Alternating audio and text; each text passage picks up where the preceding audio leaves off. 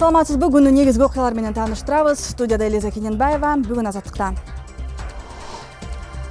АКШ жана Орусия президенттери Дональд Трамп менен Владимир Путиндин саммити качан жана кайсыл жерде болоору бүгүн жарыяланат. Эки лидердин алгачкы саммитинде кандай маселелер талкууга алынат? Казакстанда жылына 50 миңдей адам эмгек кулчулугуна кабылса, алардын арасында кыргызстандыктар да бар. Бул тууралуу Адам укуктарынын эл аралык федерациясы жарыялаган баяндамада айтылат. Сириянын өкмөттүк күчтөрү Дера провинциясында чабуулун улантып жатышат. Улуттар уюму аймакка камоодо калган чыгыш Гутанын тагдырын кайталашы мүмкүн деген тынчсыздануусун билдирди. Ушул жана башка баяндар алдыда күтөт. АКШ жана Орусия президенттери Дональд Трамп менен Владимир Путиндин саммити качан жана кайсыл жерде болоору бүгүн кечирээк жарыяланмакчы. Саммит макулдашылганы 27 июнда Ак Үйдүн улуттук коопсуздук боюнча кеңешчиси Джон Болтондун Кремлдеги сүйлөшүүсүнөн кийин кабарланды. АКШ жана Орусия президенттеринин алгачкы саммитинде кайсыл маселелер талкууланышы мүмкүн? Руслан Калматов баяндайт. АКШ президентинин кызматына Дональд Трамп киришкенден бери Орусия менен көптөн бери күтүлгөн саммит ошентип келерки айдын орто ченинде өтчүдөй. Москвадан саммит боюнча макулдашуу жетишилгени айтылганына тушташ президент Трамп өзү Ак Үйдөн кабарчыларга сүйлөгөн учурунда буларга токтолду. Биз Путин менен жакын арада жолукчудай болуп турабыз. Мен биринчи күндөн тарта эле айтканымдай, Орусия менен Кытай менен тил табышуу баары үчүн жакшы нерсе. Дүйнө үчүн, биз үчүн, баары үчүн. Балким биз Европадагы сапарым учурунда кездешебиз. Менимче биз Сирия, Украина жөнүндө сүйлөшөбүз. Менимче башка нерселерди дагы талкуулайбыз. Эмне болорун көрөбүз. Деген АКШ президенти 11-12 июлда НАТОнун Брюссельдеги саммитине катышат. Мунун артында Вашингтондун эң жакынкы саясий өнөгү Британияга визити белгиленген. Ал эми Трамп менен Путин кездешчү ыктымал шаарлар катары Финляндиянын борбору Хельсинки менен Австрия борбору Вена аталууда. АКШ жана Орусия лидерлеринин 3-чү бейтарап өлкөдө саммит өткөрүшү эки тараптуу мамиленин абалына карата чечилген салттуу эле көрүнүш. Маселен, АКШнын мурдагы президенти Джордж Буш менен Путиндин алгачкы саммити Словенияда болгон. Трамп менен Путин буга чейин былтыр июлда чоң жыйырманын Германиядагы жыйынында, ал эми ноябрда Вьетнамда ОПЕК уюмунун саммитинде кездешкен. Бирок АКШ президентинин кызматына Трамп киришкенден кийин Вашингтон менен Москва жогорку деңгээлде эки тараптуу толук кандуу сүйлөшүү өткөрүлөт.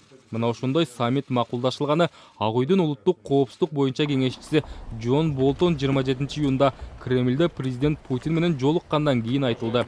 Путин ал жолугушууда Вашингтон менен Москванын карым-катышын калыбына келтирүүчү кадамдар болот деген үмүт жаралганына токтолгон. Мен буга чейин көп жолу ачык айткам. Бирок сиз менен жолугушууда дагы бир жолу кайталагым келет. Менимче биздин алака катыштын бузулушу АКШдагы ички курч саясий күрөштүн натыйжасы. Бирок сиздин Москвага сапарыңыз биздин өкмөттөр ортосундагы толук кандуу мамилени калыбына келтирүү боюнча алгачкы кадамды жасай алабыз деген үмүт жандырууда.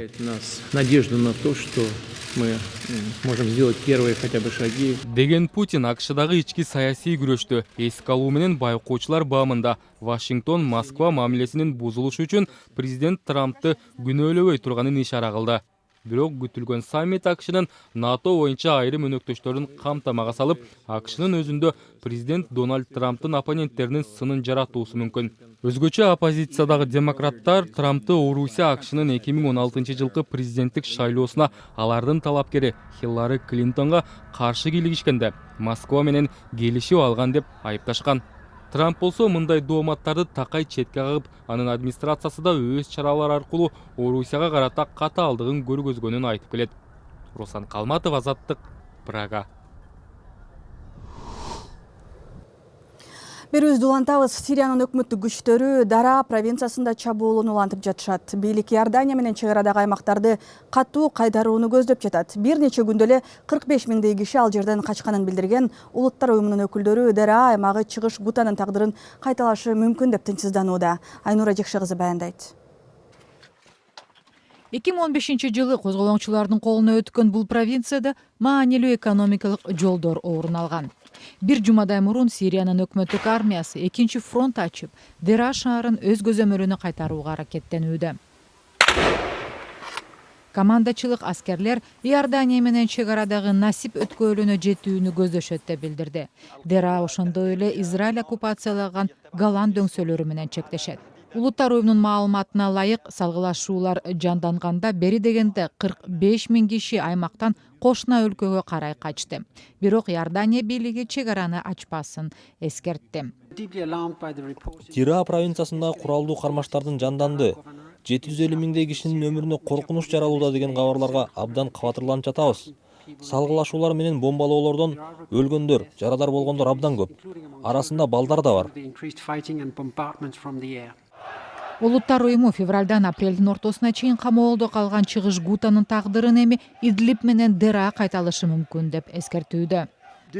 Калкташаган жерлерди курчоого алуу ыкмасын тараптар өз ийгилиги катары көргөзгүлөрү келет. Мындай практиканы өкмөттүк күчтөр да, куралдуу топтор менен террорчулар да колдонууда. Башка аймактарда да муну улантууну көздөшкөндөй. Эми кезек Идлиб менен Деранын айрым бөлүктөрүнө келиши ыктымал. Өкмөттүк армиянын тиг учактары жекшемби күнү 1 жылдык тыныгуудан кийин Дера шаарына кайрадан бомба ташташты. Былтыр жайында ал жерде Иордания, АКШ жана Орусиянын арачылыгы менен деэскалация тилкеси түзүлгөндөн кийин согуштук аракеттер токтогон. Баса уруштун тутанышына алып келген антиөкмөттүк чыгуулар биринчилерден болуп, дал ушул Дерада 2011 жылдын жазында болгон. Айнура Жекше кызы, Прага. Борбор Азия темаларына кайрылсак, Францияда жайгашкан адам укуктарынын эл аралык федерациясы жергиликтүү өнөктөштөрү менен жарыялаган баяндамада Казакстандагы 100 миңдеген эмгек мигранттарынын абалы иликтенген. Анда коңшу өлкөгө Кыргызстандан иш издеп баргандар менен алардын үй бүлөлөрүнүн укуктарынын бузулуп жатканы фактылар менен келтирилген. Казакстанда жылына 50 миңдей адам эмгек кулчулугуна кабылса, алардын арасында кыргызстандыктар да бар экени айтылат. Кыргызстан Евразия экономикалык биримдигине киргени менен Казакстан Орусияда иштеген жарандарынын кадимки адам укуктары корголбой калууда. Коңшу Казакстанга акча табуу үчүн иш издеп барган кыргызстандыктар тоодой тоскоолдуктарга кабылууда. Алардын көбү мыйзамсыз мигранттарга айланса, арасында үй бүлөлөрү менен кулчулукка сатылып кеткендери да бар.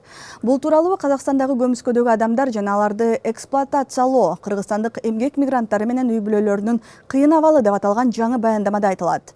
Баяндаманын авторлорунун бири Алматыдагы эл аралык укуктук демилгелер фондунун жетекчиси Айына Шорманбаева Азаттыкка берген комментарийинде казак бийлиги мигранттарды мажбурлап иштетүүнү же кулчулукта кармоону токтотуу үчүн жетиштүү чара көрбөй жатканын белгиледи. Таптакыр күрөш жүрбөй эле деп да айтууга болбойт. Бирок биздин көз карашыбызда көрүлгөн чаралар жетишсиз. Кулчулукка кабылгандар менен эч кандай эмгек акы албай иштеп жүргөндөрдүн саны чындап эле чочута турган факт. Бирок муну токтотуу үчүн Казакстан мамлекетинин көрүп жаткан аракети жетишсиз. Ошондой эле укук коргоо системасындагы коррупция. Кулчулукка кабылгандардын тиешелүү органдарга арызданып барбаганы дагы буга тескерисинче өбөлгө болууда. Кулчулуктан бошонгондор эртерээк өз мекенине жетип, ал азаптуу күндөрдү эстегилери дагы келбейт. Бейөкмөт уюмдарга болгону жүздөгөн адам гана жардам сурап кайрылат.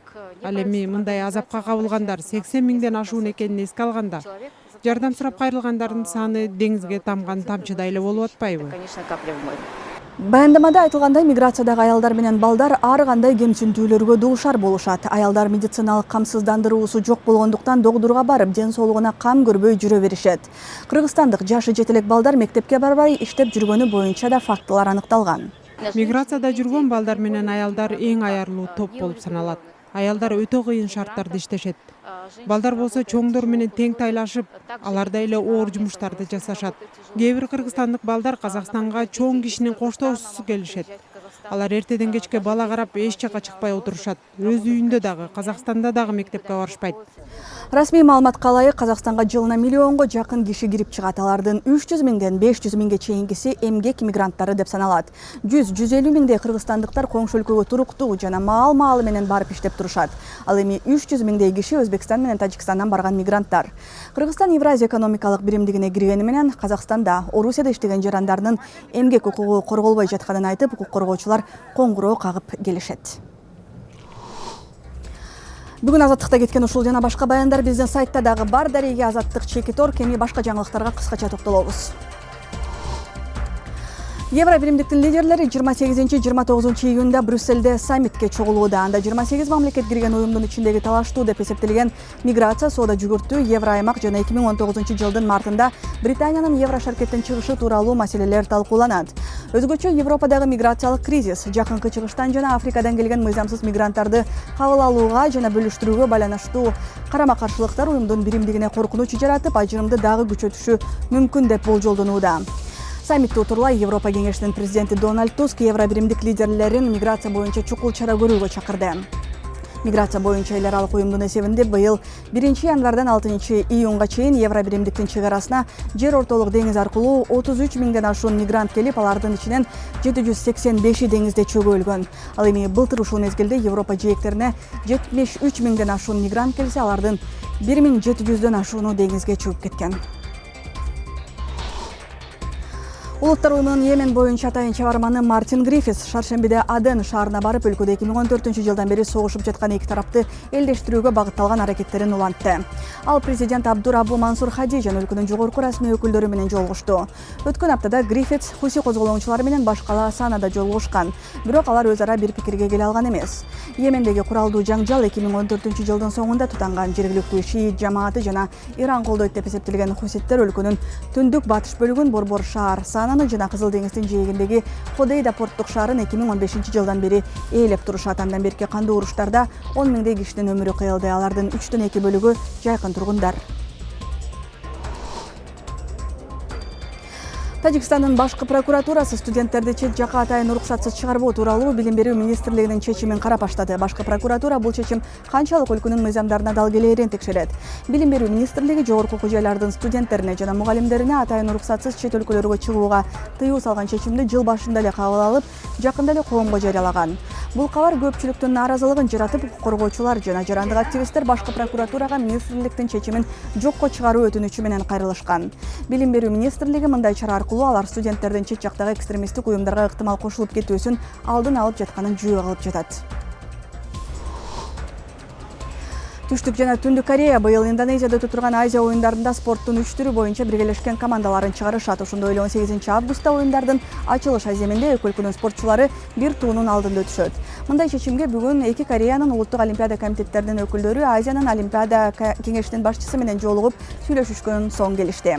Эки Корея баскетбол, калак менен каякта сүзүү жана каноэ менен сүзүү боюнча биргелешкен командаларды жөнөтмөй болушту. Февраль айында эки кошуна мамлекет Пхенчхандагы олимпиада оюндарына аялдардын биргелешкен хоккей командасын катыштырышкан. 18 Азия оюндары Индонезиянын Джакарта жана Палембанг шаарларында 18 августтан 2 сентябрга чейин өтөт. Бирөөбүз улантабыз. Ооганстандык качкын Брюссельдеги атактуу ресторандардын бирине башкы ашпозчу болуп орношту. Тегерандык Мажид Акбари бүгүн Лемес деп аталган ресторанда өз элинин улуттук тамагын даярдап жатат. Ал мейиз жана мисте кошулуп балыктын эти менен басылган аш. Мажид улуттар уюмунун демилгеси менен өткөрүлгөн тамак аш фестивалдын алкагында өзүн көрсөтүп, бул ишке орношууга мүмкүнчүлүк алды. Мен бизге качкын болуп келген чет өлкөлүктү башкы ашпозчулукка дайындап бир топтогу кылдым. Бул бирок мыкты тажрыйба болду. Ал французча сүйлөй албагандыктан жаңдап бири-бирибизди түшүнөбүз. Бирок меймандарыбыз абдан ыраазы. Алар тамак аш өтө даамдуу экенин айтып калышат. Азыр качкындар үчүн саясий кырдаал оор болуп турганда, бул фестиваль баарыбызга кубаныч тартуулады. Быйыл фестиваль дүйнөнүн 14 шаарында, анын ичинде Нью-Йорк, Кейптаун жана Амстердамда өткөрүлдү. Уюштуруучулар ушундай иш-чара аркылуу европалыктардын миграция кризисине байланыштуу тынчсызданууларын басаңдатууну көздөшөт. Мына ушул жана башка жаңылыктар биздин сайтта дагы бар. Дарига Азаттык /Торк, ошондой эле бүгүн Азаттыктан кеткен видеолорду бардык социалдык тармактардан дагы көрсөңүз болот. YouTube, Facebook же болбосо Instagramдан Кыргыз Азаттык үн алгысы же Азаттык медиа деген аталышты издеңиз. Саламатта калыңыз.